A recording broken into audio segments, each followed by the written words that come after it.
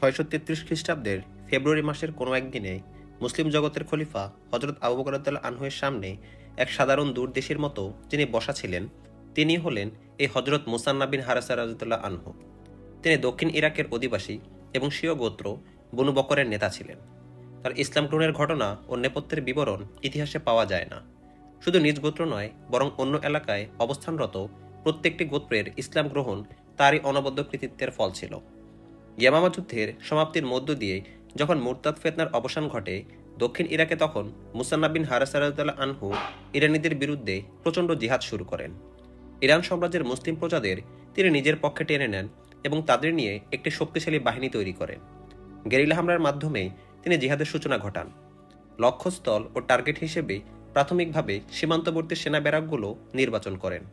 প্রতিরাতে কোনো না কোনো চৌকিতে গুপ্ত হামলা চলতেই থাকে। তাদের গেরিলা আক্রমণ এত তীব্র ও দ্রুত হতো যে ব্যারাকের সৈন্যরা ঘুরে দাঁড়াবার ফুসরত পেত না। চোখের পলকে কার্যসিদ্ধি করে তারা নিরাপদে বেরিয়ে হাওয়া হয়ে যেত। হজরত মুসান্না বিন হারেসার নেতৃত্বাধীন দুর্দর্শ জিহাদি দলটি মরুভূমির বেশ ভেতর এক দুর্গম স্থানকে নিজেদের আস্তানা হিসেবে বেছে নেয়। কদিনের সফল অপারেশনেই আস্তানা গরিমতের মালে টুইটুম্বুর হয়ে যায়। এক পর্যায়ে তারা কেবল ইরানি অধ্যুষিত এলাকায় গেরিলা আক্রমণ চালাতে শুরু করে।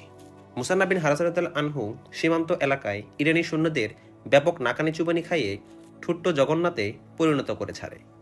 ইরানি বাহিনীর একাধিক সিনিয়র কমান্ডার এক এক করে মুসান্নার হাতে নির্মমভাবে নিহত হয়। ফলে সৈন্যরা ভীষণ আতঙ্কগ্রস্ত হয়ে তাদের পিছু নেয়া ছেড়ে দেয়। হযরত মুসান্না বিন হারেসা রাদিয়াল্লাহু আনহু আরেকটি পদক্ষেপ নেন। দক্ষিণ ইরাকে যে সমস্ত মুসলিম গোত্র ইরানীদের নির্যাতনে মানবেতর জীবনযাপন করছিল, তাদের মাঝে সর্বোচ্চ প্রভাব বিস্তার করে সকলকে ঐক্যবদ্ধ রাখেন। তিনি অধীনস্থদেরকে দুটি শ্রেণীতে ভাগ করেন। একদল ছিল গেরিলা হামলার দায়িত্বে নিয়োজিত, আর অপর দলটিকে তিনি মুসলিম আবাসিক এলাকায় রাখেন। তাদের দায়িত্ব ছিল পারস্পরিক একতা টিকিয়ে রাখা এবং রণাঙ্গনের ফলাফল সম্পর্কে সাধারণ মুসলমানদের অবগত করিয়ে তাদেরকে আশ্বস্ত করা। গেরিলা বাহিনীর প্রতিনিয়ত সফলতার সংবাদ এলাকাবাসী এভাবে জানতে পারছিল।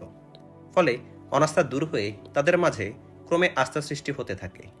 তারা মুক্তির সূর্যোদয় দেখতে বড়ই উন্মুখ ও পাগল প্রায় ছিল। এটাই ছিল খোদাই মদদ, যার প্রতীক্ষায় তারা ইরানীদের সকল নির্যাতন নিপীড়ন মুখ বুজে সহ্য করে আসছিল এবং ইসলাম ধর্ম বুকে আঁকড়ে রেখেছিল। নতুবা ইসলাম ত্যাগ করে অগ্নিপূজারী হওয়ার মাধ্যমে তারা অতি সহজে ইরানীদের নির্যাতনের হাত থেকে নিজেদের বাঁচাতে পারত। ৩-৪ দিন সে গায়েব হয়ে যাবে, কুদ্দাম জোহরাকে একথা বলেই মুসান্না বিন হারেসাদের নেতৃত্বাধীন গেরিলা বাহিনীর হেডকোয়ার্টারে চলে গিয়েছিল এবং তাদেরকে ইরানি কমান্ডার শিমুরের বাড়াবাড়ির ঘটনা সব খুলে বলেছিল। গেরিলা বাহিনী খুদ্দামের আহ্বানে সাড়া দেয়। ইরানীদের বিনোদনের দিনকে তারা অপারেশনের জন্য বেছে নেয়। খুদ্দাম নিজেই গেরিলা বাহিনীকে পথ দেখিয়ে নিয়ে আসে। গেরিলা বাহিনী অতি নিপুণতা ও দক্ষতার সাথে সফল হামলা চালায়। গেরিলা দল হামলা করেই দ্রুত মারকাজে ফিরে যায়। এদিকে খুদ্দামও তৎক্ষণাৎ নিজের বাড়িতে ফিরে আসে। পারস্য উপসাগরের উপকূলবর্তী এলাকা এবং ইরাকের দক্ষিণাঞ্চলে আরব মুসলিম গোত্রসমূহের উপর প্রভাব বিস্তার এবং তাদেরকে ইসলামের উপর দৃঢ় অবিচল রেখে ইরানীদের বিরুদ্ধে ঐক্যবদ্ধ করে গড়ে তোলার বিস্তারিত রিপোর্ট হযরত মুসান্না বিন হারেসা রাদিয়াল্লাহু আনহু খলিফাতুল মুসলিমিন হযরত আবু বকর রাদিয়াল্লাহু আনহুকে প্রদান করেন। আল্লাহ তোমার প্রতি রহম করুন ইবনে হারেসা। খলিফা তার নাতিদীর্ঘ বিবরণ শুনে বলেন, তুমি ইরানীদের বিরুদ্ধে সৈন্য প্রেরণের পরামর্শ দেওয়ার উদ্দেশ্যে এলে আমাকে এর জন্য ভাবতে হবে। তুমি কি জানো না, ইরানের সৈন্য সংখ্যা যেমন বেশি, তেমনি তাদের যুদ্ধাস্ত্র ও রসদ সামগ্রীর কোনো অভাব নেই। উপায় উপকরণবিহীন এবং হেডকোয়ার্টার থেকে এত দূরে গিয়ে স্বল্প সংখ্যক সৈন্য নিয়ে শক্তিধর বিশাল বাহিনীর মোকাবেলা করার যোগ্য এখন আমরা হয়ে ওঠেনি। কিন্তু তাই বলে পারস্য সাম্রাজ্যের বিষয়টি আমার বিবেচনাধীন নেই তা নয়। আমিরুল মুমিনিন মুসান্না রাদিয়াল্লাহু আনহু বুকে হাত রেখে বলেন, যদি এক ব্যক্তি এত বড় রাষ্ট্রের সৈন্যদের সাথে টেক্কা দিতে পারে এবং তাদের অন্তরে মুসলিম সৈন্যদের ব্যাপারে গভীর প্রভাব সৃষ্টি করতে পারে, তাহলে আমি আল্লাহর উপর পূর্ণ আস্থা রেখে বলতে পারি যে একটি সুশৃঙ্খল ও নিয়মিত বাহিনী তাদের বিরুদ্ধে অনেক কিছু করতে পারে। আমি ওই আগুন পূজারী সাম্রাজ্যের অভ্যন্তরীণ করুণ অবস্থা সম্পর্কে সম্যক অবহিত। শাহী খানদানের লোকেরা রাজসিংহাসন দখলকে কেন্দ্র করে ভীষণ অন্তর্দ্বন্দ্বে লিপ্ত। আপনার জানা আছে যে ইতোমধ্যে সম্রাট হেরাক্লিয়াস পারস্য বাহিনীকে নিনুয়া ও দস্তারজারদ দুই রণাঙ্গনে শোচনীয়ভাবে পরাজিত করেছে। হেরাক্লিয়াসের সৈন্যরা পারস্য সাম্রাজ্যের রাজধানী মাদায়নের ফটক পর্যন্ত পৌঁছে গিয়েছিল প্রায়। এরপর ইরানিরা তাদের হারানো গৌরব আর পুনরুদ্ধার করতে পারেনি। তাদের আয়েশি জীবন ও বিলাসিতার প্রতি তাকালে মনে হয় তারা নিজেদেরকে সামলে নিতে সক্ষম হয়েছে। কিন্তু এখন তাদের মাঝে রাজমুকুট নিয়ে রশি টানাটানি চলছে। ইয়ামান তাদের হাত থেকে খসে গেছে। ইয়ামানের গভর্নর বাজান ইসলাম গ্রহণ করেছে। তার অধীনস্থ প্রজারা ইরানের জিনজিন ভেঙে ফেলতে ভীষণ উদ্গ্রীব। ইরানিদের শাসনাধীন দক্ষিণ অঞ্চলের মুসলমান গোত্রগুলো আমার ইশারা এবং মদিনার সৈন্যদের প্রতীক্ষায় অপেক্ষমান। তোমার উপর আল্লাহর রহমত অঝোর ধারায় বর্ষিত হোক মুসান্না। আমিরুল মুমিনিন বলেন, নিঃসন্দেহে তোমার প্রতিটি কথা আমার অন্তরে গেঁথে যাচ্ছে। তুমি যা যাচ্ছ আমি তাই করতে চাই, তবে এ ব্যাপারে চূড়ান্ত সিদ্ধান্ত গ্রহণের পূর্বেই সেনাপতিদের সাথে আলোচনা করলে ভালো হয় না? সম্মানিত আমিরুল মুমিনিন, মুসা রাদিয়াল্লাহু আনহু বলেন, পরামর্শ সাপেক্ষে সিদ্ধান্তই সর্বোত্তম। তবে আমিরুল মুমিনের কাছে আমার কথা শেষ করার অনুমতি চাইব এবং বিনীত অনুরোধ জানাবো যেন তিনি আমার কথাগুলো সেনাপতিদের বৈঠকে তুলে ধরেন। দজলা এবং ফোরাতের মিলনমোহনার নিকটবর্তী একটি বিস্তীর্ণ এলাকায় আরব গোত্রসমূহের বসবাস। সকলেই মুসলমান। ধর্মীয় পরিচয়ে তারা মুসলমান হওয়ায় তারা অগ্নি উপাসক সম্রাটের জুলুম নির্যাতনের ব্ল্যাকবোর্ডে পরিণত হয়েছে। ন্যূনতম মসজিদেও তাদের কোনো অধিকার স্বীকৃত নেই। ইরানিদের হাতে তাদের জান নিরাপদ নয়। ইজ্জত আবরু সতত হুমকির সম্মুখীন।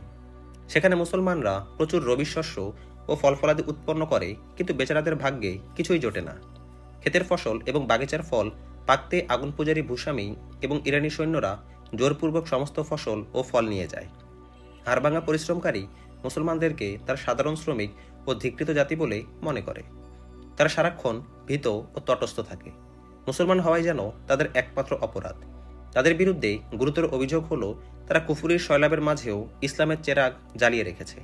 তারা মদিনাকে আলোর বিনান মনে করে। আমিরুল মুমিনিন, দুশ্মন শক্তিশালী এই প্রশ্ন মনে জায়গা দিলে ক্রমে তাদের শক্তি বাড়বে বই কমবে না। অপরদিকে নির্যাতিত মুসলমানদের ধৈর্যের বাঁধ ভেঙে যাওয়ায় তারা নিরাশ হয়ে নিজেদের মুক্তির স্বার্থে এমন পন্থা অবলম্বন করতে পারে যা ইসলামের সাথে সম্পূর্ণ সাংঘর্ষিক। আমার গেরিলা বাহিনী যে সফলতা অর্জন করেছে এবং আপনার সৈন্যদের জন্য যে অনুকূল পরিবেশ সৃষ্টি করেছে তা শত্রুর করতলগত হয়ে যেতে পারে। রাসূল সাল্লাল্লাহু আলাইহি ওয়াসাল্লাম মাজলুম মুসলমানদের সাহায্যে এগিয়ে যেতেন না? আল্লাহর কসম, আমি তাদের সাহায্যে এগিয়ে যাব। খলিফা হযরত আবু বকর রাদিয়াল্লাহু আনহু বলেন এবং পাশে বসা এক সেনাপতির কাছে জানতে চান যে ওয়ালিদের পুত্র খালিদ বর্তমানে কোন এলাকায় আছে। ইয়ামামায় আপনার পরবর্তী নির্দেশের অপেক্ষায় আছেন। সেনাপতি উত্তরে বলেন, দ্রুতগামী কোনো দূত মারফত খালিদকে জরুরি নির্দেশ দিয়ে পাঠাও যে সে যেন জলদি মদিনা এসে পৌঁছে। খলিফা হযরত আবু বকর রাদিয়াল্লাহু আনহু বলেন, আল্লাহর তরবারি ছাড়া ইরান সম্রাটের সাথে আমরা টক্কর লাগাতে পারি না। এরপর তিনি হযরত মুসা রাদিয়াল্লাহু আনহুকে সম্বোধন করে বলেন, আর তুমি মুসান্না এখনই তোমার দেশে ফিরে যাও এবং আরব গোত্র হতে লড়াইয়ের যোগ্য যত লোক সংগ্রহ করা সম্ভব করে ফেলো। এখন তোমাদেরকে প্রকাশ্য ময়দানে যুদ্ধ করতে হবে। অবশ্য তোমার গেরিলা পন্থাও লড়াই অব্যাহত রাখতে পারো, কিন্তু এখন তুমি নিজ ইচ্ছায় লড়তে পারবে না। খালিদ সর্বাধিনায়ক থাকবে, তুমি তার সিদ্ধান্ত অনুযায়ী চলবে। যথাজ্ঞা আমিরুল মুমিনিন।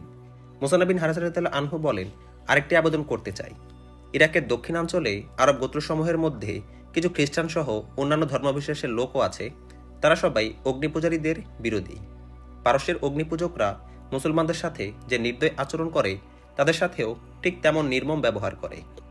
যদি আল্লাহ আমাদের বিজয় দান করেন তবে আমার অনুরোধ থাকবে অমুসলিম আরবদের সাথে যেন তেমন সদয় আচরণ করা হয় মুসলমানদের সাথে যেমন করা হবে। ঠিক আছে, এমনটি হবে। আমিরুল মুমিনিন বলেন, যারা ইসলামের বিরুদ্ধে অবস্থান নেয়নি ইসলাম তাদের মাথা ব্যথার কারণ হবে না। তুমি আজই রওনা হয়ে যাও। হযরত খালিদ রাদিয়াল্লাহু আনহু তখন ইয়ামামায় অবস্থান করছিলেন।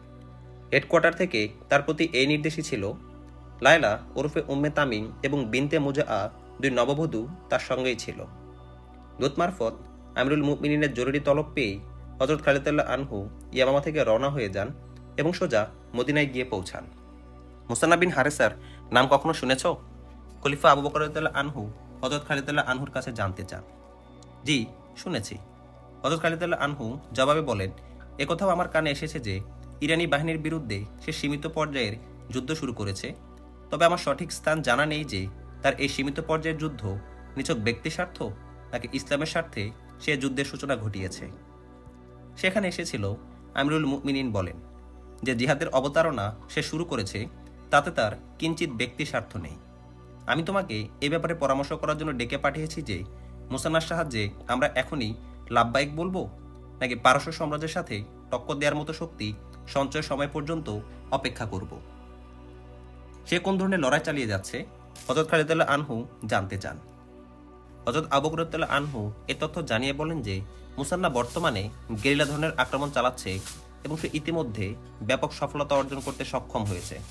তার সবচেয়ে বড় সফলতা হলো, খলিফা বলেন, সে জরথুস্ত্রের প্রজানাধীন মুসলমানদেরকে এক প্ল্যাটফর্মে সমবেত করে রেখেছে এবং তাদের মাঝে এমন প্রেরণা সৃষ্টি করেছে যে তারা জরথুস্ত্রের চরম নির্যাতন নিপীড়নের মধ্য দিয়েও ইসলামকে বুকে আগলে রেখেছে। উবলা এবং ইরাকের মুসলিম জনবসতি এলাকা ইরানিদের বর্বরতা অনুশীলন স্থলে পরিণত হয়েছে। চরম এ সংকটময় মুহূর্তে নিজের ধর্মবিশ্বাস আঁকড়ে ধরে থাকা অর্থহীন প্রতিভাত হয়। তারা মুখে শুধু এতটুকুই বলে দেয় যে ইসলাম এবং মদিনার সাথে তাদের কোনো সম্পর্ক নেই, তবে মুহূর্তে তাদের সকল বিপদ দুর্দশার অবসান ঘটবে। এটা সম্পূর্ণ মুসান্না এবং তার কয়েকজন সাথীর কৃতিত্ব ও অবদান যে তারা এই ক্রান্তি লগ্নেও তথাকার মুসলমানদেরকে ইসলামচ্যুত হতে দেয়নি, বরং উল্টো তাদের চেতনা বিশ্বাসকে এমন দৃঢ় ও পরিপক্ক করে দিয়েছে যে তারা জরথুস্ত্রের বিরুদ্ধে ভয়ঙ্কর অ্যাকশন ও অপারেশনে সদা তৎপর থাকে। আমিরুল মুমিনিন হযরত খালিদ রাদিয়াল্লাহু আনহু বলেন, মুসান্না কি করলো না করলো এটা বড় কথা নয়। আসল কথা হলো, মুসলমান হিসেবে আমাদের দায়িত্ব ও কর্তব্য হলো যারা মুসলমান হওয়ার কারণে অমুসলিমদের লাঞ্ছনা ও নির্যাতনের শিকার তাদের ভরপুর সাহায্য করা। তুমি কি বলতে চাও, এখনই আমাদের ইরানিদের বিরুদ্ধে রুখে দাঁড়ানো উচিত? খলিফা জিজ্ঞাসা করেন। জি হ্যাঁ, আমিরুল মুমিনিন হযরত খালিদ রাদিয়াল্লাহু আনহু বলেন, ইরানিদের বিরুদ্ধে লড়তে আমাদের অসুবিধা কোথায়? সেখানকার পরিস্থিতি তো ভিন্ন আমাদের অনুকূলে। আপনার বর্ণনা হতে জানা গেছে যে মুসান্না ইতিমধ্যে সেখানে কিছুটা সফলতা লাভ করেছে এবং আক্রমণের জন্য সে আমাদের পথকে সুগম করে দিয়েছে। নৈশ হামলাকারী এবং গেরিলা বাহিনীর দ্বারা ঠিক ততটুকু সম্ভব যা মুসান্না করেছে। তাদের দ্বারা কোনো এলাকা অধিকার করা সম্ভব নয়। এটা নিয়মিত সৈন্যবাহিনীর কাজ। এই কাজটি যে কোনো মূল্যে আমাদের করতেই হবে। মুসান্নার সফলতাকে আমরা এগিয়ে না নিলে তার ক্ষতি দুটি। একটি হলো তার সকল সফলতা ব্যর্থতায় পর্যবসিত হবে, দ্বিতীয়টি হলো জরথুস্ত্ররা মুসান্না এবং মুসলমানদের থেকে এর জঘন্য প্রতিশোধ নিবে। তাছাড়া ইরানিদের সাহস বেড়েও যেতে পারে। মুসান্না তো আপনাকে জানিয়েছে যে সে ইরানিদের এমন ক্ষতি সাধন করেছে যে তাদের আবেগে বিরাট ভাটা পড়েছে। এমত অবস্থায় যদি তাদেরকে হাফ ছাড়া সুযোগ দেওয়া হয় তাহলে তারা নবদ্যমে জেগে উঠবে এবং মুসলমানদেরকে পাইকারি হারে হত্যা করবে। যারা সম্ভাব্য ঝুঁকি এড়াতে এবং ভবিষ্যৎ কণ্টকমুক্ত করতে আলোচ্য সীমান্তবর্তী এলাকায় নিয়ন্ত্রণ মজবুত করবে, তারা তাদের সীমান্ত এলাকা ঝুঁকিমুক্ত করতে পার্শ্ববর্তী অঞ্চলও অধিকার করে নিতে পারে। এই বিপদ মোকাবিলার একটি মাত্র পথ খোলা, আর তা হলো কালক্ষেপণ না করে মুসান্নার সাহায্যে এগিয়ে যাওয়া এবং জরথুস্ত্র আমাদের উদ্দেশ্যে সৈন্য মার্চ করার পূর্বেই তাদের দেশে আমাদের পৌঁছে তাদেরকে পিছু হটতে বাধ্য করা। অধীনস্থ সৈন্যদের নিয়ে জলদি ইরাক অভিমুখে যাত্রা করার নির্দেশ দিয়ে খলিফা হযরত আবু বকর রাদিয়াল্লাহু আনহু হযরত খালিদ রাদিয়াল্লাহু আনহুকে বিদায় জানান। খালিদের বিদায় মুহূর্তে খলিফা বলেন, তোমার অধীনস্থ সৈন্যদের অধিকাংশই দীর্ঘদিন স্বীয় পরিবার পরিজন থেকে দূরে এবং অনেক যুদ্ধে তারা অংশগ্রহণ করেছে। ইরানিদের মতো শক্তিশালী বাহিনীর বিরুদ্ধে তাদের দ্বারা যুদ্ধ করানো মনে হয় ঠিক হবে না। এর জন্য চাই তাজাদম বাহিনী, জিহাদি জজবায় উজ্জীবিত এক ঝাঁক সৈন্যের। কেবল এমন সৈন্যই পারবে জানের বাজি দিতে, পাহাড়ের মতো অবিচল হয়ে যুদ্ধ অব্যাহত রাখতে। বাধ্য করে কাউকে রণাঙ্গনে পাঠানোর পক্ষপাতী আমি নই। সবচেয়ে ভালো হয় তুমি নিজেই একটি স্বেচ্ছাসেবক বাহিনী তৈরি করে নাও। তাদের মধ্যে এমন ধরনের লোক রাখবে যারা মুরতাদদের বিরুদ্ধে যুদ্ধে অংশগ্রহণ করেছে। তোমার বাহিনীতে হয়তো এমন লোকও আছে যারা পূর্বে মুরতাদ বাহিনীতে ছিল, পরে পরাজিত হয়ে ইসলামী বাহিনীতে ঢুকে পড়ার মাঝে মঙ্গল দেখে সামিল হয়ে গেছে। এমন লোকদেরকে তোমার বাহিনীতে রাখবে না। আমার বিরাট শক্তিধর শত্রুর সাথে মোকাবিলা করতে যাচ্ছি, ফলে আমি কোনরূপ বিপদের ঝুঁকি নিতে চাই না। আমিরুল মুমিনিন হযরত খালিদ রাদিয়াল্লাহু আনহু জিজ্ঞাসা করেন, মুরতাদ বাহিনী হতে যারা আমার বাহিনীতে ঢুকেছে তাদেরকে আমার বাহিনী হতে বিদায় করে দেবার অনুমতি দিচ্ছেন? বিদায় করে দেয়া ভিন্ন কথা ওয়ালিদের বেটা। খলিফা হযরত আবু বকর রাদিয়াল্লাহু আনহু বলেন, তুমি গিয়ে সৈন্যদের বলবে যারা ঘরে ফিরে যেতে চায় তাদের যাবার অনুমতি রয়েছে। এরপর দেখবে তোমার সাথে কতজন থাকে। যদি থেকে যাওয়া সৈন্যের সংখ্যা খুবই কম হয় তাহলে খেলাফত এই কমতি কোনো না কোনো উপায়ে পূর্ণ করবে। যাও ওয়ালিদের পুত্র, আল্লাহ তোমার সহায় হন। খলিফা হযরত আবু বকর রাদিয়াল্লাহু আনহু দৃঢ় ইচ্ছা এবং ইমানে বলিয়ান ছিলেন। ইরাকে হামলার চূড়ান্ত সিদ্ধান্ত নিয়ে তিনি যে কোনো মূল্যে এই সিদ্ধান্ত বাস্তবায়ন করতে চান। হযরত খালিদ রাদিয়াল্লাহু আনহু এর আন্তরিক চাহিদা ছিল তার একের পর এক লড়াইয়ের সুযোগ আসুক। তিনি খলিফার ইচ্ছাকে আরও সুদৃঢ় ও মজবুত করে দেন। ইরাকের দজলা এবং ফোরাত নদীর মিলনমোহনার নিকটবর্তী উপকূলীয় অঞ্চলে মুসলমানদের আবাস ছিল। জুলুম এবং নির্যাতনের মধ্য দিয়ে তারা কালাতিপাত করত। এখন সেখানকার হালচিত্র সম্পূর্ণ ভিন্ন। বাহ্যিক দৃষ্টিতে তাদেরকে পূর্বের মতোই নির্যাতিত এবং চলাচলকারী লাশ বলেই মনে হতো, কিন্তু ঘরে ঘরে তাদের শুরু হয়েছিল ব্যাপক তৎপরতা। তারা গোপনে তীর ধনুক এবং বর্ষা তৈরি করতে থাকে। মুসান্না বিন হারেসার পক্ষ হতে যে নির্দেশ তারা পেত তা কানে কানে সকলের পর্যন্ত পৌঁছে যেত। দিনে লুকিয়ে লুকিয়ে প্রতি ঘরে ঘরে যে তীর বর্ষা তৈরি হতো, রাতের আধারে তা মরুভূমির দুর্গম অঞ্চলে মুসান্নার হেডকোয়ার্টারে পাচার করা হতো। এলাকার যুবক শ্রেণীর লোকও উধাও হতে থাকে। ইরানিদের সীমান্তবর্তী চৌকিতে এবং তাদের সেনাবহরে মুসলমানদের গেরিলা হামলা অস্বাভাবিক বৃদ্ধি পায়। মুসলমানরা শত্রুদের অগোচরে নিয়মিত সেনারূপে সুসংগঠিত হচ্ছিল এবং দৈনন্দিন তাদের সৈন্য সংখ্যা বৃদ্ধি পাচ্ছিল। ইয়ামামায় হযরত খালিদ রাদিয়াল্লাহু আনহুর বাহিনীর অবস্থা ছিল এই ঘটনার সম্পূর্ণ উল্টো। হযরত খালিদ রাদিয়াল্লাহু আনহু ইয়ামামায় গিয়ে সৈন্যদেরকে ঘরে ফেরার ইখতিয়ার দিলে 10,000 সৈন্যের মধ্যে মাত্র 2,000 রয়ে যায়। আর বাকি 8,000 সৈন্যের সবাই সাধারণ অনুমতি পেয়ে স্বদেশের উদ্দেশ্যে রওনা হয়। হযরত খালিদ রাদিয়াল্লাহু আনহু খলিফার নামে পত্র লিখে পাঠান। তিনি পত্রে সমস্ত বৃত্তান্ত উল্লেখ করে লেখেন যে এখানে তার সাথে মাত্র 2,000 সৈন্য রয়েছে। তিনি বিশেষভাবে তাগাদা দিয়ে আরও লেখেন যে অচিরে তার সেনা সাহায্যের প্রয়োজন। আমিরুল মুমিনিন হযরত আবু বকর রাদিয়াল্লাহু আনহু নিজের আসনে উপবিষ্ট। হযরত খালিদ রাদিয়াল্লাহু আনহুর দূত এসে হযরত আবু বকর রাদিয়াল্লাহু আনহুকে তার প্রেরিত পত্র হস্তান্তর করেন। হযরত আবু বকর রাদিয়াল্লাহু আনহু পত্র পেয়েই জোরে জোরে পড়তে শুরু করেন। উপস্থিত পরামর্শদাতা এবং অন্যান্যদের বিষয়টি শোনানো এবং এ ব্যাপারে তাদের অভিমত জানানোই ছিল তার উদ্দেশ্য।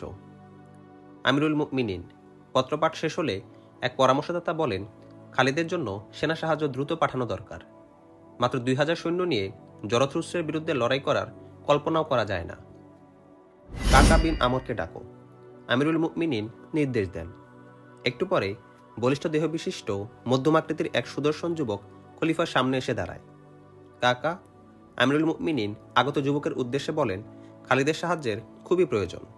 দ্রুত প্রস্তুতি নিয়ে ইয়ামামার উদ্দেশ্যে রওনা হয়ে যাও। সেখানে পৌঁছে খালিদকে বলবে, আমিই তোমার সাহায্য। শ্রদ্ধাবর আমিরুল মুমিনিন এক পরামর্শদাতা বিস্ময়াভিভূত হয়ে বলেন, জানি আপনি উপহাস করছেন না, কিন্তু যে সেনাপতির 8,000 সৈন্য চলে গেছে তাকে সাহায্য হিসেবে মাত্র এক ব্যক্তি প্রদান করা উপহাসই লাগছে। আমিরুল মুমিনিন অস্বাভাবিক গভীর ছিলেন। তিনি হযরত কাকা রাদিয়াল্লাহু আনহুয়ের আপাদমস্তক একবার গভীর নিরীক্ষণ করে স্বস্তির নিঃশ্বাস ছেড়ে বলেন, যে মুজাহিদ বাহিনীতে কাকার মতো টকবগে যুবক থাকবে তারা পরাজিত হবে না। হযরত কাকা রাদিয়াল্লাহু আনহু তৎক্ষণাৎ ঘোড়ায় চেপে বসেন এবং মদিনা ছেড়ে বেরিয়ে যান। প্রখ্যাত ঐতিহাসিক আল্লামা তবারি, ইবনে ইসহাক, ওয়াকিদি এবং সাইব বিন ওমর এই ঘটনা বর্ণনা করে লেখেন যে এর পূর্বেও এমন ঘটনা আরেকবার ঘটেছিল।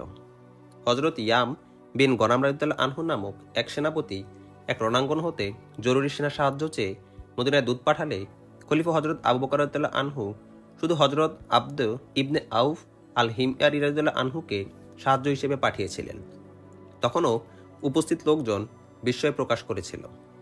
হযরত আবু বকর রাদিয়াল্লাহু আনহু তাদের ওই জবাবই দিয়েছিলেন যা তিনি কাকা রাদিয়াল্লাহু আনহুকে হযরত খালিদ রাদিয়াল্লাহু আনহুর উদ্দেশ্যে প্রেরণের সময় দেন।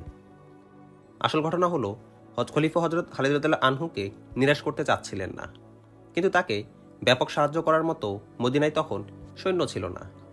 কেননা রণাঙ্গন এই একটি মাত্র ছিল না, প্রখ্যাত সেনাপতিদের সকলেই বিভিন্ন রণাঙ্গনে যুদ্ধরত ছিলেন।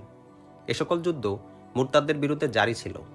ইসলামের শত্রুরা যখন নিশ্চিত হয়ে যায় যে যুদ্ধের ময়দানে মুসলমানদের পরাজিত করা চারটিখানি ব্যাপার নয়, তখন তারা ইসলামকে দুর্বল করে শেষ করে দিতে এই পন্থা অবলম্বন করে যে কিছু লোক নবুয়তের দাবি করে বসে এবং চাণক্য পন্থায় মানুষদের নিজের ভক্ত ও অনুসারী বানাতে থাকে। ইসলাম গ্রহণকারী কত গোত্র ইসলাম থেকে বিচ্যুত হয়ে যায় এবং ইসলাম বিচ্যুতির এই ধারাবাহিকতা দ্রুত প্রসার লাভ করতে থাকে। ধর্মান্তরিতের প্রাদুর্ভাবের পশ্চাতে ইহুদিবাদের হাত ছিল। তারাই নেপথ্যে থেকে এ ফিতনা ছড়ায়। খলিফা হযরত আবু বকর রাদিয়াল্লাহু আনহুর খেলাফতের সময় পুরো সময়টা এই ফিতনার মূলোৎপাটনের পেছনে ব্যয় হয়। এর জন্য সশস্ত্র জিহাদের প্রয়োজন ছিল, কেবল ওয়াজ নসিহত আর তাবলিকের দ্বারা এই ফিতনা দমানো যেত না। এক পর্যায়ে কয়েকটি রণাঙ্গন একই সময় সৃষ্টি হয়ে যায়। মদিনায় আপাতত কোনো সৈন্য ছিল না। কোনো রণাঙ্গনে সৈন্য সংখ্যার ঘাটতি দেখা দিলে অপর রণাঙ্গন হতে সৈন্য এনে সে ঘাটতি পূরণ করা হতো। আমিরুল মুমিনিন হযরত খালিদ রাদিয়াল্লাহু আনহুর সাহায্যে তৎক্ষণাৎ এক ব্যক্তি প্রেরণ করলেও এটাই সাহায্যের শেষ ছিল না। তিনি মুজার এবং রবিয়া নামক পার্শ্ববর্তী দুই গোত্রের উদ্দেশ্যে এই মর্মে পত্র প্রেরণ করে যে তারা যেন হযরত খালিদ রাদিয়াল্লাহু আনহুকে অধিক হারে সৈন্য সরবরাহ করে। মাত্র একজন হযরত কাকাবির আমর রাদিয়াল্লাহু আনহু হযরত খালিদ রাদিয়াল্লাহু আনহুর সমীপে পৌঁছলে খালিদ রাদিয়াল্লাহু আনহু নিজ তাঁবুতে রাগে পায়চারি করতে করতে বলেন, এক ব্যক্তি মাত্র? আমিরুল মুমিনিনকে তো আমি স্পষ্ট ভাষায় জানিয়ে দিয়েছি যে আমার অধীনে বর্তমানে মাত্র 2000 সৈন্য রয়েছে। খেলাফতও আমার থেকে এই আশা রাখে যে অপাদমস্তক বর্মচ্ছেদিত ইরানি সৈন্যদের সাথে আমি সংঘর্ষে লিপ্ত হব। শ্রদ্ধেয় সেনাপতি হযরত কাকা রাদিয়াল্লাহু আনহু বলেন, 8000 সৈন্যের স্থান আমি পুরো করতে না পারলেও অপূর্ণ রাখব না। সময় আসতে দিন, যে আল্লাহ রাসূলের কালেমা উচ্চারণ করি তার পবিত্র আত্মার সামনে আপনার মস্তক অবনত হতে আমি দিব না। ধন্যবাদ আরব রত্ন। অনিন্দ সুন্দরী লায়লা হযরত কাকা রাদিয়াল্লাহু আনহুর কাঁধে হাত রেখে বলেন, তুমি যে ধর্মের পূজারী, তোমার মতো নবযুবকরা তা কিয়ামত পর্যন্ত জিন্দা রাখবে। খোদার কসম, হযরত খালিদ রাদিয়াল্লাহু আনহুর দ্বিতীয় স্ত্রী বিনতে মুজা অত্যন্ত আবেগের সাথে বলেন, এই নওজোয়ান 8000 সৈন্যের শূন্যতা পূরণ করতে পারে। আমি ইয়ামামায় বসে থাকব না। হযরত খালিদ রাদিয়াল্লাহু আনহু নিজের মনের সাথে কথা বলার ভঙ্গিতে উচ্চারণ করতে থাকেন, মুসান্না নিশ্চয়ই আমার পথ চেয়ে আছে, আমি তাকে নিঃসঙ্গ হতে দেব না। এটুকু বলেই তিনি চুপ করে যান এবং ঊর্ধ্বপানে তাকিয়ে বিড়বিড় করে বলেন, জগতের মালিক, প্রভু ওগো, আমি তোমার নামে শপথ করছি, স্বীয় নামের খাতিরে অন্তত আমাকে সাহায্য করো। আমাকে পাহাড় সম হিম্মত এবং দৃঢ়তা দান করো, যেন আমি ওই আগুনে ঝাঁপ দিয়ে তাকে নির্বাপিত করতে পারি জরথুস্ট্রে যার ইবাদত করে। আমি সাক্ষ্য দিচ্ছি যে তুমি ছাড়া ইবাদতের উপযুক্ত কেউ নেই এবং মুহাম্মদ সাল্লাল্লাহু আলাইহি ওয়াসাল্লাম তোমার রাসূল। জনাব খালিদ, আপনি সাহস হারিয়ে ফেলছেন? লায়লা হযরত খালিদ রাদিয়াল্লাহু আনহুকে ভেঙে পড়তে দেখে বলেন, আপনি কি বলতেন না যে যারা আল্লাহর রাহে জিহাদ করে স্বয়ং আল্লাহ তাদের সাহায্য করেন? আমি সাহস হারাবো না। হযরত খালিদ রাদিয়াল্লাহু আনহু লায়লার সান্ত্বনার জবাবে বলেন, কিন্তু কথা হলো আমি পরাজিত হতে অভ্যস্ত নই। আল্লাহ অবশ্যই সাহায্য করবেন। খোদার কসম, আমি সম্মান মর্যাদা ও সুনাম সুখ্যাতির আকাঙ্ক্ষী নই। ইরান সম্রাটের শাহী সিংহাসনও আমি চাই না। আমি চাই আল্লাহর জমিন ইসলামের অধীনে চলে আসুক এবং আল্লাহর জমিনে বসবাসরত প্রত্যেকটি লোক আল্লাহ এবং আল্লাহ রাসূল সাল্লাল্লাহু আলাইহি ওয়াসাল্লামের বিশ্বাসী ও তাদের অনুগত হোক। হযরত খালিদ রাদিয়াল্লাহু আনহুর পাশে রয়ে যাওয়া 2000 সৈন্য ইয়ামামার একটি ময়দানে হযরত খালিদ রাদিয়াল্লাহু আনহুর সামনে দণ্ডায়মান। হযরত খালিদ রাদিয়াল্লাহু আনহু ঘোড়ার পিঠে আসীন। বীর মুজাহিদ সেনানীরা হযরত খালিদ রাদিয়াল্লাহু আনহু মুসলিম সৈন্যদের উদ্দেশ্যে তেজকণ্ঠে বলেন, ইসলামের সুমহান বাণী দূর দূরান্তে পৌঁছে দিতে আল্লাহ পাক আমাদের নির্বাচন করেছেন। পরিবার পরিজন এবং পার্থিব ধন সম্পদ যাদের অতি প্রিয় তারা চলে গেছে। তাদের বিরুদ্ধে আমাদের কোনো ক্ষোভ কিংবা অভিযোগ নেই। তারা বিভিন্ন রণাঙ্গনে জানবাজি দিয়ে আমাদের সাথে থেকে যুদ্ধ করেছে। এক দীর্ঘ সময় ধরে তারা আমাদের সঙ্গ দিয়েছে। আল্লাহ তাদেরকে যথাযথ পুরস্কৃত করুন। তোমরা আমার সঙ্গ ছাড়ুনি। এই ত্যাগের বিনিময়ে আমি নই, আল্লাহ নিজেই তোমাদের দিবেন। আমরা বড়ই পরাক্রমশালী শত্রুর বিরুদ্ধে যুদ্ধ করতে চলেছি। আমাদের সংখ্যার স্বল্পতার দিকে কখনো তাকাবে না। বদরে তোমরা কতজন আর কুরাইদের সংখ্যা কত ছিল? উহুদেও মুসলমানরা সংখ্যায় কম ছিল। আমি সে সময় শত্রুপক্ষের একজন ছিলাম। তোমাদের মাঝেও এখন অনেকে এমন আছো যারা ইসলাম গ্রহণের পূর্বে বদর প্রান্তরে মুসলমানদের বিরুদ্ধে লড়েছিলে। তখন আমরা বড়ই আস্ফালন করে বলেছিলাম যে আমরা এই মুষ্টিমে মুসলমান সৈন্যদেরকে ঘোড়ার পায়ের তলায় পিষে মারব। তোমাদের মনে নেই সেদিন সংখ্যায় যারা বেশি ছিল তারাই একসময় স্বল্প সংখ্যক বাহিনীর হাতে চরম মার খেয়ে পিছু হটে গিয়েছিল? কেন এমন হয়েছিল? কারণ ছিল একটাই, আর তা হলো মুসলমানরা হকের উপর ছিল আর আল্লাহ হকপন্থীদের সাথে থাকেন। আজ তোমরা হকের জান্ডাবাহী। হযরত খালিদ রাদিয়াল্লাহু আনহুর হাতে একটি কাগজ ছিল।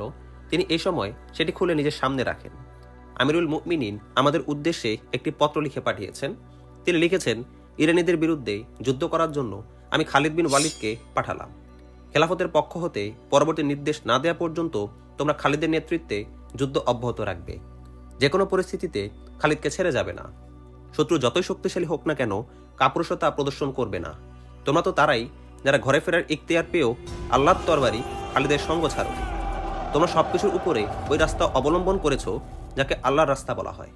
কল্পনা করো ওই বিরাট সওয়াবের কথা আল্লাহর রাহে জিহাদকারীরা যা প্রাপ্ত হয়। আল্লাহ তোমাদের সহায় ও সহায়ক হবেন। তোমাদের সৈন্য ঘাটতি তিনিই পূর্ণ করবেন। সকল অবস্থায় তার সন্তুষ্টি ও সন্তোষ অর্জনে সচেষ্ট থাকবে।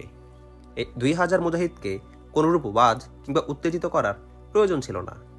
তারা প্রথম থেকেই শতপ্রণোদিত হয়ে হযরত খালিদ রাদিয়াল্লাহু আনহুর সাথে ছিল। তাদের অধিকাংশই এমন ছিল যে তারা রাসূল সাল্লাল্লাহু আলাইহি সাল্লামের হাতে হাত রেখে ইসলাম গ্রহণ করেন এবং রাসূল সাল্লাল্লাহু আলাইহি সাল্লামের নেতৃত্বে বিভিন্ন যুদ্ধে সক্রিয় অংশগ্রহণ করেছিলেন। রাসূল সাল্লাল্লাহু আলাইহি সাল্লামের ইন্তেকালের পর তাদের মধ্যে এই ভাবধারা কাজ করে যে রাসূল সাল্লাল্লাহু আলাইহি সাল্লামের পবিত্র আত্মা এখনও তাদের নেতৃত্ব দিয়ে চলেছে। রাসূল প্রেমে দিওয়ানা এই সৈন্যরা হযরত খালিদ রাদিয়াল্লাহু আনহুর অনুমতিক্রমে এক নয়া কৌশল অবলম্বন করে। তারা ঘোড়ায় চেপে ইয়ামামার আশেপাশের অঞ্চলে বেরিয়ে পড়ে এবং বসতিতে গিয়ে অশ্বারোহণের বিভিন্ন কৌশলী মহড়ার প্রদর্শন করে ফেরে। ছুটন্ত ঘোড়া হতে নামা এবং খানিক পর আবার তার পিঠে সওয়ার হওয়া, ধাবমান ঘোড়ার পিঠে বসেই নির্দিষ্ট লক্ষ্যবস্তুতে তীর নিক্ষেপ, বর্ষা নিক্ষেপ প্রতিযোগিতা, ছুটন্ত ঘোড়ায় থেকে অস্ত্র চালনার মহড়া অন্যতম বিষয়বস্তু ছিল। এভাবে মানুষদের দৃষ্টি আকর্ষণ করে তারা যুবক শ্রেণীকে ফৌজে যোগদান করতে উদ্বুদ্ধ করত এবং জিহাদের ফজিলত ও লাভ সম্পর্কে তাদের জানাত। সাথে সাথে তারা তাদেরকে এ ব্যাপারে সতর্ক করত যে যদি তারা মুসলিম ফৌজে ভর্তি না হয় তবে ইরানিরা এসে তাদের গোলামে পরিণত করবে, তাদের থেকে অক্লান্ত পরিশ্রম নিবে কিন্তু বিনিময়ে দিবে না কিছুই। উপরন্তু তাদের বোন, কন্যা এবং স্ত্রীদেরকে ভোগের সামগ্রীতে পরিণত করবে। এই অঞ্চলের লোকদের 3 শাসনামলের তিক্ত অভিজ্ঞতা ছিল। তারা ইরানিদের শাসনামল দেখেছিল, ভণ্ডনবীর ভেলকিবাজিও তাদের সামনে ছিল। বর্তমানে তারা মুসলমানদের শাসনাধীন। মুসলমানরা অত্র এলাকা করায়ত্ত করে তাদের গোলাম বানায়নি। জনগণ গভীরভাবে প্রত্যক্ষ করে যে মুসলমানদের চালচলন, আচরণ ও শাসন রাজা বাদশাহ কিংবা দুনিয়ার অন্যান্য শাসকদের মতো নয়। ক্ষমতাধর হয়েও তারা সাধারণ জীবনযাপন করে, সকলের সাথে মিলেমিশে থাকে, সবার কথা শুনে এবং সবার সাথে কথা বলে। তাদের নারী জাতির ইজ্জত সম্ভ্রম সম্পূর্ণ অক্ষত ছিল। ইয়ামামার জনতার মাঝে কিছু লোক এমনও ছিল যারা ইতিপূর্বে ইসলাম গ্রহণ করেছিল, কিন্তু মুসাইলামা ভেলকি বাজিয়ে দেখিয়ে তাদেরকে পথভ্রষ্ট করে ফেলেছিল। ফলে ভণ্ডনবীর খপ্পরে পড়ে তারা ইসলাম থেকে সরে গিয়েছিল। মুসলমানদের হাতে মুসাইলামার নবুয়তের ভণ্ডামি উন্মোচিত হতে তারা দেখেছিল। মুসাইলামার বিশাল সমর শক্তি স্বল্প সংখ্যক মুসলমানের বীরত্বের সামনে চূর্ণ বিচূর্ণ হওয়ার দৃশ্য তাদের সামনে ছিল। মুসাইলিমার পরাজয় তাদের অন্তর্চক্ষু খুলে দিয়েছিল। তাদের অন্তরে দৃঢ় বিশ্বাস জমেছিল যে যারা সংখ্যায় স্বল্প হয়েও এত বিশাল বাহিনীকে পরাজিত করতে পারে তারা নিশ্চয়ই সত্যপন্থী এবং সঠিক আদর্শবাদী হবে। তারা আরও বিশ্বাস করে যে অদৃশ্য শক্তি সত্যকে মিথ্যার উপর এবং হককে বাতিলের উপর বিজয় করে তা একমাত্র ইসলামে নিহিত। ফলে তারা হযরত খালিদ রাদিয়াল্লাহু আনহুর ফৌজে নাম লিখাতে থাকে। এটা মুজাহিদদের মেহনত আর চেষ্টার ফসল ছিল। ইয়ামামায় হঠাৎ শোরগোল পড়ে যায়। কিছু লোক ঊর্ধ্বশ্বাসে দৌড়ে বসতি এলাকার বাইরে চলে যায়। মহিলারা নিজ নিজ ঘরের ছাদে গিয়ে আশ্রয় নেয়। দূরের খোলা আকাশে ধুলোর মেঘমালা উঠছিল। জমিন হতে উৎক্ষিপ্ত ধুলো ক্রমশ ঊর্ধ্বপানে উঠছিল এবং অতি দ্রুত ইয়ামামার দিকে অগ্রসর হচ্ছিল। ধূলিঝড় আসছে, সৈন্য তারা, কোনো সেনাবাহিনী আসছে। সাবধান, হুঁশিয়ার, প্রস্তুত হও। হযরত খালিদ রাদিয়াল্লাহু আনহু পরিস্থিতি পর্যবেক্ষণের জন্য কেল্লা সদৃশ একটি ভবনে ওঠেন। গভীর নিরীক্ষণের পর তিনি নিশ্চিত হন যে এটা কোনো মরুঝড় নয়, বরং সশস্ত্র সেনা ফৌজ। মুরতাদ শ্রেণী ছাড়া অন্য কারও সৈন্য হতে পারে। হযরত খালিদ রাদিয়াল্লাহু আনহুর আফসোস হতে থাকে যে তিনি কেন তার সৈন্যদের ঘরে ফিরে যাবার ইখতিয়ার দিলেন। উড়ন্ত ধূলি মেঘ স্পষ্ট প্রমাণ করে যে এক বিশাল বাহিনী ইয়ামামা পানে ধেয়ে আসছে। হযরত খালিদ রাদিয়াল্লাহু আনহুর অধীনে মাত্র 2000 সৈন্য কিংবা সর্বোচ্চ ওই সৈন্যরা ছিল যারা সবেমাত্র ফৌজে যোগ দিয়েছে। তাদের উপর আস্থা রাখার মতো এখনও তারা হয়ে উঠেছিল না। তাদের ব্যাপারে আশঙ্কা ছিল যে অবস্থা প্রতিকূল দেখলে তারা শত্রুপক্ষের সাথে হাত মিলাতে পারে কিংবা নিজেরাই শত্রু হয়ে পশ্চাৎ হতে আক্রমণ করতে পারে। মুজাহিদগণ, হযরত খালিদ রাদিয়াল্লাহু আনহু কেল্লা সদৃশ ভবনের ছাদ হতে উচ্চস্বরে বলেন, চূড়ান্ত পরীক্ষার সময় দ্বার প্রান্তে। আল্লাহ ছাড়া আর কেউ তোমাদের সহায় নেই। এটুকু বলেই হযরত খালিদ রাদিয়াল্লাহু আনহু নীরব হয়ে যান, কারণ ইতিমধ্যে তার কানে আগত বাহিনী হতে সমর সঙ্গীত ও ঢোলের আওয়াজ ভেসে আসে। আক্রমণকারীরা কখনো যুদ্ধ সঙ্গীত বাজাতে বাজাতে আসে না। সঙ্গীতের সুর ক্রমে উচ্চকিত হতে থাকে। হযরত খালিদ রাদিয়াল্লাহু আনহু দূরে দৃষ্টি ছুড়ে দেন। ধুলো ততক্ষণে নিকটে এসে গিয়েছিল। ধুলোর চাদর ভেদ করে উট ঘোড়া দেখা যেতে থাকে। ধুলোর পর্দার অন্তরাল হতে আগত বাহিনী নারায়ে তাকবীর ধ্বনি দিচ্ছিল। ইসলামের কাণ্ডারিগণ হযরত খালিদ রাদিয়াল্লাহু আনহুর উপর থেকে চিৎকার করে জানালো, আল্লাহর সাহায্য আসছে, সামনে এগিয়ে যাও, তাদের অভ্যর্থনা জানাও, খোঁজ নাও তারা কারা। হযরত খালিদ রাদিয়াল্লাহু আনহু এক প্রকার ছুটে নিচে চলে আসেন। ঘোড়ায় চেপে বসে বাতাসের বেগে বসতি এলাকা থেকে বেরিয়ে যান। ওদিকে আগন্তুক বাহিনীও বসতির কিছু দূরে এসে থেমে যায়। সেখান থেকে দুটি ঘোড়া সামনে অগ্রসর হয়। হযরত খালিদ রাদিয়াল্লাহু আনহু ততক্ষণ তাদের পর্যন্ত পৌঁছে যান এবং সামনে দু অশ্বারোহীকে দেখে ঘোড়া হতে নেমে আসেন। অপর অশ্বারোহীদ্বয়ও নেমে আসে। তারা মুজার এবং রবিয়া গোত্রের নেতা ছিল। মদিনা থেকে খবর আসে আপনার সাহায্যের খুব প্রয়োজন। হযরত খালিদ রাদিয়াল্লাহু আনহুকে চিনতে পেরে এক নেতা তাকে বলে, আমি 4000 সৈন্য এনেছি, তাদের মাঝে উষ্ট্রারোহী, অশ্বারোহী এবং পদাতিকও আছে, আর 4000 সৈন্য আমার গোত্রেরও আছে, অপর নেতা জানায়। হযরত খালিদ রাদিয়াল্লাহু আনহু আনন্দের আতিশয্যে উভয়কে বাহুবন্ধনে আবদ্ধ করেন এবং প্রচণ্ড খুশিতে কম্পিত কণ্ঠে বলেন, ওয়াল্লাহি, আল্লাহর কসম, তিনি কখনো আমাকে নিরাশ করেননি। হযরত খালিদ রাদিয়াল্লাহু আনহুর অধীনে এখন 10,000-এর এক বিশাল বাহিনী। তিনি মুজার এবং রবিয়া গোত্রপতিকে উত্তম রূপে বুঝিয়ে দেন যে তাদের গন্তব্য কোথায় এবং শত্রু কেমন শক্তিধর। আমরা আপনার সাহায্যার্থে এসেছি জনাব খালিদ, এক নেতা বলেন, আমাদের মঞ্জিল তথায় যেখানে আপনি নিয়ে যেতে চান। মদিনা হতে আমাদের এটাও জানিয়ে দেওয়া হয়েছে যে সম্মিলিত সৈন্যের আমির আপনি। অপর নেতা বলেন, অতএব যেখানে যেতে বলবেন সেখানে আমরা যাব, শত্রু যেমনই হোক না কেন লড়ে যাব। হযরত খালিদ রাদিয়াল্লাহু আনহু ইরান সাম্রাজ্যের এক গভর্নর হরমুজের নামে একটি পত্র লেখেন। তৎকালে ইরাক ইরান সাম্রাজ্যেরই একটি প্রদেশ ছিল। তার গভর্নর বা প্রশাসক ছিল হরমুজ। বর্তমানকালে জেলা প্রশাসকের মতো অবস্থান ও ক্ষমতা ছিল তার। ইতপূর্বেও তার সম্পর্কে কিঞ্চিত আলোচনা হয়েছে। সে বড়ই জঘন্য প্রকৃতির, মিথ্যাবাদী এবং ধোঁকাবাজ ছিল। অভদ্রতার ক্ষেত্রে তার নাম প্রবাদ বাক্য স্বরূপ ব্যবহৃত হতো। হযরত খালিদ রাদিয়াল্লাহু আনহু তার নামে নিমুক্ত ভাষায় পত্র লিখেন, আপনি ইসলাম গ্রহণ করলে নিরাপদে থাকবেন, এতে সম্মত না হলে আপনার শাসনাধীন এলাকা ইসলামী রাষ্ট্রের আওতাভুক্ত করে দিন, এর প্রশাসক আপনিই থাকবেন। ইসলামী খেলাফতের রাজধানী মদিনাতে নির্ধারিত কিছু কর প্রেরণ করবেন, এর বিনিময়ে আমরা আপনার জনগণ এবং এলাকার শান্তি স্থিতিশীলতা ও প্রতিরক্ষার দায়িত্ব কাঁধে তুলে নিব। এটাও মানতে অস্বীকৃতি জ্ঞাপন করলে তখন নিজের নিরাপত্তার দায়িত্ব আপনার নিজের কাঁধেই থাকবে। আল্লাহই ভালো জানেন আপনার পরিণতি কি হবে। জয় পরাজয় আল্লাহর হাতে, কিন্তু আমি আপনাকে এই বিষয়ে সতর্ক করে দেওয়া জরুরি মনে করছি যে আমরা ওই জাতি যাদের কাছে মৃত্যু ততোধিক প্রিয় যেমন বেঁচে থাকা আপনাদের কাছে প্রিয়। আমি আল্লাহর পয়গাম আপনার পর্যন্ত পৌঁছে দিলাম। হযরত খালিদ রাদিয়াল্লাহু আনহু পত্রটি এক দূতের হাতে দিয়ে বলেন, দু মুহাফিজ সাথে নিয়ে দ্রুত রওনা হয়ে যাও এবং পত্রটি হরমুজকে হস্তান্তর করে তার জবাব নিয়ে আসবে। তোমার প্রত্যাবনের অপেক্ষায় আমি ইয়ামামায় বসে থাকব না। হযরত খালিদ রাদিয়াল্লাহু আনহু দূতকে বলেন, ইরাকের সীমান্তবর্তী এলাকার কোথাও আমাকে খুঁজবে, উবলা নামটি মনে রাখবে, সেখানে গেলে তুমি আমার ঠিকানা পেয়ে যাবে। দূত রওনা হয়ে যাওয়ার পর হযরত খালিদ রাদিয়াল্লাহু আনহু 10,000 বাহিনীকেও মার্চ করার নির্দেশ দিলেন। হযরত খালিদ রাদিয়াল্লাহু আনহুর জানা ছিল না যে তার জন্য আল্লাহর আরো সাহায্য অপেক্ষমান। আমিরুল মুমিনিন হযরত আবু বকর রাদিয়াল্লাহু আনহু উত্তর পূর্ব আরব এলাকায় বসবাসরত 3 গোত্রের প্রধান মাজুর বিন আদি, হরমুলা এবং সুলামা বরাবর পত্র প্রেরণ করেন যে নিজ নিজ গোত্রের অধিক সংখ্যক যোদ্ধাদেরকে মুসান্না বিন হারেসার কাছে নিয়ে যাও। এ সমস্ত লোক যেন যুদ্ধ অভিজ্ঞ এবং বীর বাহাদুর হয়। তাদেরকে একথাও জানিয়ে দেওয়া হয় যে হযরত খালিদ রাদিয়াল্লাহু আনহুর ফৌজ নিয়ে আসছে, সেই হবে সকল বাহিনীর সর্বাধিনায়ক।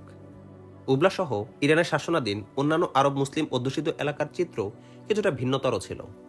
প্রথম দিকে মুসান্না বিন হারেসা রাদিয়াল্লাহু আনহু অত্র এলাকার কতক আগ্রহী যুবককে ইরানি সেনা চৌকি এবং ফৌজ কাফেলায় গুপ্ত হামলা চালাবার জন্য নিজের সাথে রেখেছিলেন, কিন্তু এখন তার প্রয়োজন পড়ে ওই এলাকা হতে একটি বাহিনী তৈরি করার।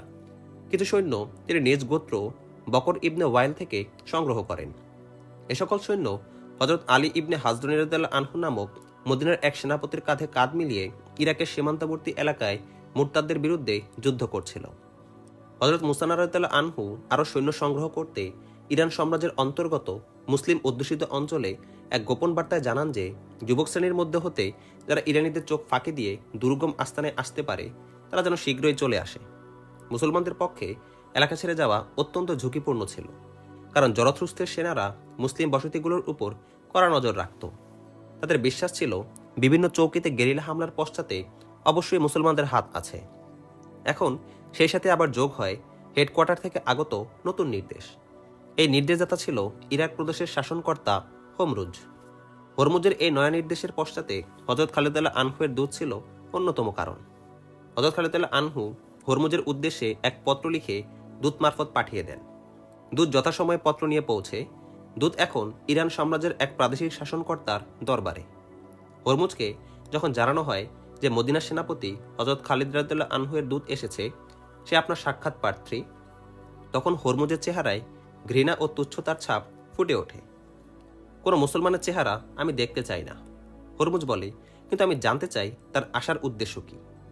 জরথরুস্তের কসম, এক মন্ত্রী দাঁড়িয়ে হরমুজকে বলে, খালিদের দূত নিশ্চয়ই এমন কোনো পয়গাম নিয়ে এসেছে যা তার মৃত্যুর পয়গাম হিসেবেই বিবেচিত হবে। তাকে ভিতরে নিয়ে এসো, হরমুজ বলে। হযরত খালিদ আনহুয়ের দূত 2 সশস্ত্র দেহরক্ষীর সাথে অত্যন্ত দ্রুত বেগে হরমুজের দরবারে প্রবেশ করে এবং সোজা হরমুজের দিকে এগিয়ে যায়। 2 বর্ষাধারী এসে তার পথ রোধ করে দাঁড়ায়, কিন্তু দূত তাদের এড়িয়ে হরমুজের সামনে গিয়ে দাঁড়ায়। আসসালামু আলাইকুম, দূত বলে। অগ্নিপূজারী হরমুজকে মদিনার সেনাপতি হযরত খালিদ বিন ওয়ালিদ রাদিয়াল্লাহু আনহুয়ের সালাম। আমি তার এক পত্র নিয়ে এসেছি।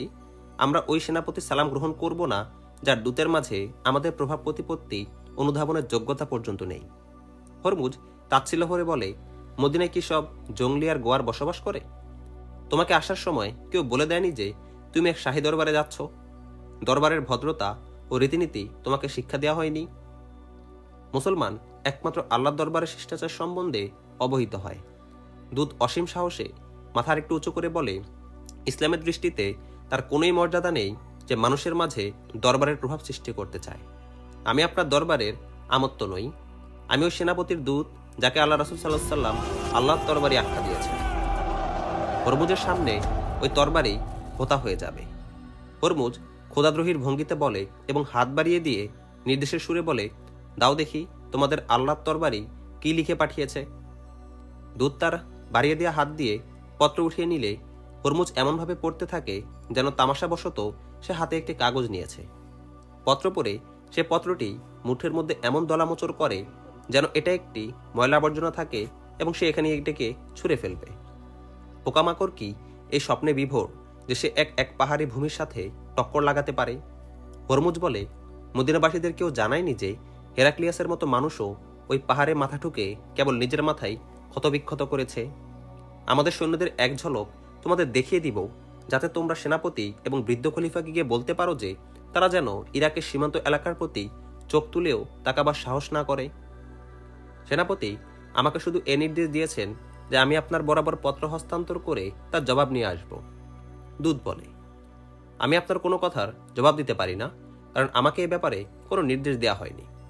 তোমাদের মতো দূতের সাথে আমার এ আচরণ করি যে তাকে বন্দিশালা নিক্ষেপ করি।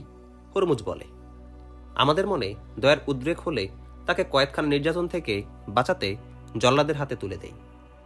আমার প্রাণ আল্লাহর হাতে। দূত পূর্বের চেয়েও অধিক সাহসিকতার সাথে বলে, আপনি মুসলমান হলে জানতেন একজন অতিথির সাথে কেমন ব্যবহার করতে হয়, কিন্তু একজন নাস্তিক এবং অগ্নিপূজারীর থেকে এর চেয়ে বেশি আশা করা যায় না।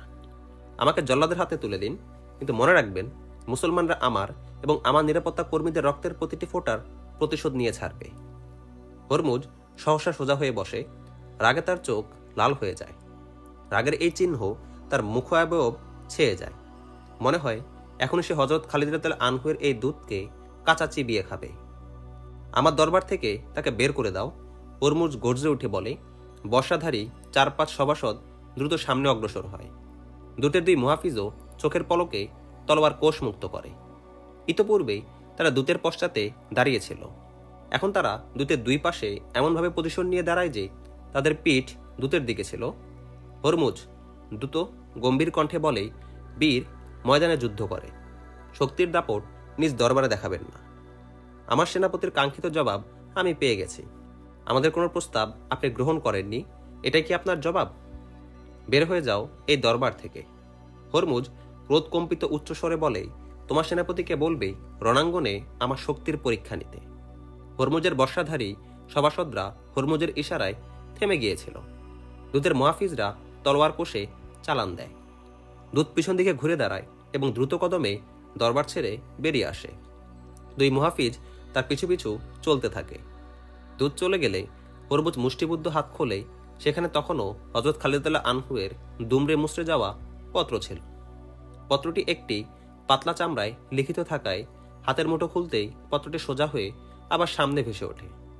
হরমুজ পত্রটি পারস্য সম্রাট উর্দুসার বরাবর এই সংবাদ যোগে প্রেরণ করে যে সে মুসলমানদের মোকাবিলার জন্য এই মুহূর্তে সীমান্ত এলাকার দিকে এগিয়ে যাচ্ছে এবং সীমান্তের অদূরেই সে মুসলমানদের খতম করে আসবে।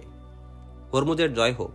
তার এক মন্ত্রী বলে, যে শত্রু আপনি সীমান্তের বাইরে খতম করতে চান তারা পূর্ব হতেই সীমান্তের মধ্যে অবস্থানরত। হরমুজ প্রশ্নবোধক দৃষ্টিতে মন্ত্রীর দিকে তাকিয়ে তার কথার ব্যাখ্যা জানতে চায়। তারা হচ্ছে আরব মুসলমান। মন্ত্রী তার কথার ব্যাখ্যা করতে গিয়ে বলে, দজলা এবং ফোরাতের মিলন মোহনায় তারা অবস্থান করে। উপকূলীয় এই এলাকাটি উবলা পর্যন্ত এগিয়ে গেছে। তারা অনেকেই পূর্ব হতেই ইরান সাম্রাজ্যের বিরুদ্ধে যুদ্ধ চালিয়ে যাচ্ছে। মদিনাবাসীরা আমাদের উপর আক্রমণ করলে এ অঞ্চলের মুসলমানরা নিশ্চিতভাবে তাদের সাথে গিয়ে মিলিত হবে। অভয় দিলে আমি একটি কথা পেশ করতে চাই। প্রতিরক্ষামন্ত্রী বলে, কয়েকদিন ধরে লাগাতার খবর আসছে যে যুদ্ধ সক্ষম অর্থাৎ যুবক শ্রেণীর মুসলমানরা নিজ নিজ এলাকা হতে কোথায় যেন অদৃশ্য হয়ে যাচ্ছে। আমার বিশ্বাস তারা মুসান্না বিন হারেসার সাথে গিয়ে মিলিত হচ্ছে। এ থেকে আমরা এই সিদ্ধান্তে উপনীত হতে পারি যে তারা এখন ফৌজরূপে সুসংগঠিত হচ্ছে। উদয় হয়ে যাওয়ার এই ধারাবাহিকতা বন্ধ করতে আপনি কোনো পদক্ষেপ নেননি? হরমুজ ব্যস্ত হয়ে জিজ্ঞাসা করে। সেনাবহর নিয়মিত টহল দিচ্ছে এবং কড়া নজরদারি করছে, প্রতিরক্ষা মন্ত্রী জবাব দেয়। তারপরও মুসলমানরা উধাও হয়ে যাচ্ছে। হরমুজ তাচ্ছিল্য ভরা ক্রোধ কণ্ঠে বলে, সীমান্তবর্তী চৌকিতে এখনই নির্দেশ পাঠাও যেন তারা মুসলিম বসতিতে গেরিলা হামলা চালাতে থাকে। প্রত্যেকটি বসতির সমস্ত লোককে বাইরে বের করে দেখো কতজন অনুপস্থিত এবং কতদিন ধরে অনুপস্থিত। যে পরিবার ও ঘরের লোক অনুপস্থিত পাবে তা জ্বালিয়ে দিবে। কোনো মুসলমানকে সীমান্তের দিকে যেতে দেখলে তাকে বন্দী করো অথবা হত্যা করে ফেলবে। দূর হতে তীর নিক্ষেপ করবে। সীমান্তের গা ঘেঁষে একটি মুসলিম বসতি ছিল। কয়েকজন ইরানি সৈন্য সেখানে গিয়ে ঘোষণা করে যে ছোট্ট শিশু থেকে নিয়ে অশীতিপর বৃদ্ধ পর্যন্ত সবাই যেন বাইরে বেরিয়ে আসে। সৈন্যরা ঘরে ঘরে ঢুকে টেনে হিচড়ে লোকদের বাইরে বের করতে থাকে। মহিলাদের এক স্থানে আর পুরুষদেরকে আরেক স্থানে দাঁড় করানো হয়। সৈন্যদের মেজাজ ছিল রুক্ষ এবং মূর্তি ছিল উগ্র। তারা কথায় কথায় বৃষ্টি গালি দিচ্ছিল এবং ধাক্কা মেরে মেরে মানুষকে এদিক ওদিক নিচ্ছিল। তারা বারবার একথা বলছিল যে অত্র এলাকার যারা যারা অনুপস্থিত তাদের নাম বলো এবং বাড়িঘর দেখিয়ে দাও। সমস্ত জনতা নীরব নিশ্চুপ, কেউ মুখ খুলে না। জবাব দাও, বলো কে কে নেই। ইরানি কমান্ডার রাগে গড়গড় করে চিল্লাতে থাকে। কোনো জবাব আসে না। কমান্ডার এগিয়ে গিয়ে এক বৃদ্ধ লোকের ঘাট ধরে নিজের দিকে টেনে এনে জিজ্ঞাসা করে যে, বল এই জনতার মাঝে কে কে অনুপস্থিত। আমার জানা নেই, বৃদ্ধ জবাব দেয়। কমান্ডার খাপ থেকে তরবারি বের করে বৃদ্ধের পেটে আমুল বসিয়ে দেয় এবং ঝটকা দিয়ে তরবারি বের করে আনে। বৃদ্ধ দুই হাত পিঠে রেখে মাটিতে লুটিয়ে পড়ে। কমান্ডার আরেকবার জনতার দিকে চায়। সহসা প্রান্ত হতে 8-10টি ঘোড়া ছুটে আসে। প্রত্যেক আরোহীর হাতে ছিল বর্শা। তারা এত দ্রুত এসে উপস্থিত হয় যে ইরানি বাহিনী ঠিকমতো তাদের দেখতেও পায় না। অথচ এরই মধ্যে তাদের অধিকাংশের শরীর বর্ষাবিদ্ধ করে অশ্বারোহীরা যে গতিতে আসে সে গতিতে বেরিয়ে যায়। ইরানিদের সংখ্যা 40 থেকে 50 জন ছিল। তাদের মাঝে আতঙ্ক ছড়িয়ে পড়ে। 8 থেকে 10 জন মাটিতে লুটিয়ে পড়ে ছটফট করছিল। ছুটন্ত অশ্বের ক্ষুরধ্বনি শোনা যেতে থাকে, যা ক্রমশ দূরে সরে যেতে যেতে আবার নিকটে আসতে থাকে। এবার ফৌজের লোকেরা বর্শা এবং তলোয়ার নিয়ে প্রস্তুত হয়ে অশ্বারোহীদের পথের দিকে চেয়ে থাকে। কিন্তু আচমকা পরিস্থিতি ভিন্ন দিকে মোড় নেয়। বসতির লোকেরা পশ্চাৎ হতে একযোগে তাদের উপর ঝাঁপিয়ে পড়ে। কল্পনাতীত এই অতর্কিত আক্রমণ হতে একমাত্র তারাই জিন্দা থাকে যারা পালিয়ে যেতে সক্ষম হয়েছিল। অতর্কিত আক্রমণকারী আগন্তুকরা যখন আবার ফিরে জনতার কাছে আসে তখন তাদের মধ্যে বাধ্য হয়ে ঘোড়া থামাতে হয়, কারণ উপস্থিত জনতা ইরানিদের খতম করতে করতে তাদের সামনে এসে পড়ে। ইতপূর্বে মুসলমানরা এভাবে সামনাসামনি ইরানিদের মোকাবিলা করার সাহস করেনি। কোনো ইরানিকে কিছু বললে তাকে তার গোত্রসহ উচ্ছেদ ও নির্মূল করে দেয়া হতো। এবার মুসলমানরা এ কারণে সাহসী হয়ে ওঠে যে তারা জানতে পেরেছিল যে মদিনার সৈন্য এসে গেছে। যে অশ্বারোহীরা অতর্কিত এসে আক্রমণ করেছিল তাদের কতক ছিল অত্র অঞ্চলের আর কিছু ছিল অন্য বসতির। এটা দৈবাত ঘটনা ছিল যে তারা মুসান্না বিন হারেসার আস্তানার উদ্দেশ্যে যাবার জন্য এই বসতির কাজ দিয়ে যাচ্ছিল। তারা দূর থেকে এলাকাবাসীকে ঘর ছেড়ে বাইরে দাঁড়াতে এবং সেখানে ইরানিদের উপস্থিতি দেখতে পায়। তারা চাইলে ইরানিদের চোখ এড়িয়ে চলে যেতে পারত, কিন্তু ইরানি কমান্ডার কর্তৃক বৃদ্ধের পেটে তরবারি ঢুকে দেওয়ার দৃশ্য দেখে তারা পরস্পর পরামর্শ ছাড়াই ঘোড়ার মুখ ইরানিদের দিকে ফিরায়। ইরানিরা তাদের আগমনের কথা বিন্দুমাত্র টের পায় না। এটা ছিল সম্পূর্ণ আল্লাহর সাহায্য, যা তারা ঠিক সময়ে অযাচিতভাবে লাভ করে। এই এলাকার লোকদের সৌভাগ্যই বলতে হয়, কেননা তারা এভাবে গায়েবী সাহায্যের ফলে এবারের মতো ইরানিদের নিষ্ঠুর নির্যাতন থেকে বেঁচে যায়। কিন্তু অন্যান্য বসতির অবস্থা ছিল কেয়ামত সদৃশ। তাদের উপর নেমে এসেছিল কেয়ামতের বিভীষিকা। প্রতিটি বসতির প্রত্যেকটি ঘর চেক করা হচ্ছিল। কতজন পুরুষ অনুপস্থিত তার তদন্ত নেওয়া হতে থাকে। প্রতিটি বস্তিতে তারা এ সময় নির্বিচারে হত্যাযজ্ঞ চালাচ্ছিল। কোনো কোনো ঘর আগুনে লাগিয়ে ভস্ম করে দেয়। ৩-৪ দিন ধরে এই অমানবিক নিষ্ঠুরতা এবং অপরাধ চর্চা চলে। এরপরে বসতির দিকে খেয়াল দেওয়ার সুযোগ ইরানিদের আর হয় না। হরমুজ সসৈন্যে চলে আসে। সীমান্তে অবস্থানরত সৈন্যদেরকেও সে সাথে নিয়ে নেয় এবং সীমান্তবর্তী এলাকা থেকে সামনে এগিয়ে যায়। তার ইচ্ছা ছিল সীমান্তের বহুদূরেই হযরত খালিদ বাহিনীর গতিরোধ করা। হরমুজের অগ্রাভিযান দ্রুত গতির ছিল।